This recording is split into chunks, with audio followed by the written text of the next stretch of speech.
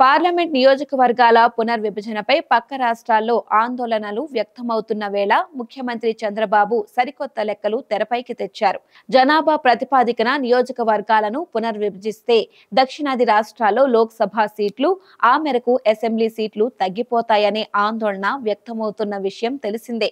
అయితే ఈ ఆందోళనలు కొట్టిపారేయడమే కాకుండా ఏపీ సీఎం చంద్రబాబు తనదైన విశ్లేషణతో కొత్త ఉత్సాహం నింపే ప్రయత్నం చేస్తున్నారు. ప్రస్తుతం అనుకున్నట్లు నియోజకవర్గాల పునర్విభజన జరిగితే రాష్ట్రంలో మహిళా ప్రజాప్రతినిధుల ప్రాతినిధ్యం పెరుగుతోందని సీఎం చంద్రబాబు ప్రకటించారు.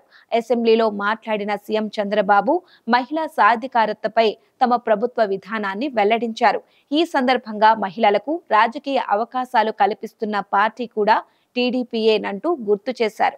ఇక రానున్న కాలంలో మహిళా ఎమ్మెల్యేల సంఖ్య పెరుగుతుందని చెప్పిన సీఎం నియోజకవర్గాల పునర్విభజనతో రాష్ట్ర అసెంబ్లీలో కనీసం 75 మంది మహిళా ఎమ్మెల్యేలు వస్తారన్నారు.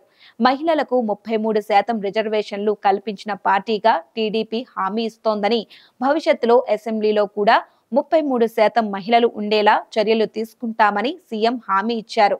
తమ ప్రభుత్వంలో ఏ పని చేసినా మహిళలను దృష్టిలో పెట్టుకునే పథకాలను రూపకల్పన చేశామన్నారు. టీడీపీ వ్యవస్థాపకులు ఎన్టీఆర్ మహిళలకు ఆస్తిలో హక్కును కల్పించారని గుర్తు చేశారు. తెలుగుదేశం పార్టీ తెలుగింటి ఆడపడుచుల పార్టీగా అభివర్ణించిన సీఎం చంద్రబాబు రాష్ట్రంలో డ్వాక్రా సంఘాల మద్దతుతో 50 లక్షల ఎకరాల్లో ప్రకృతి సేద్యం చేస్తామని వెల్లడించారు.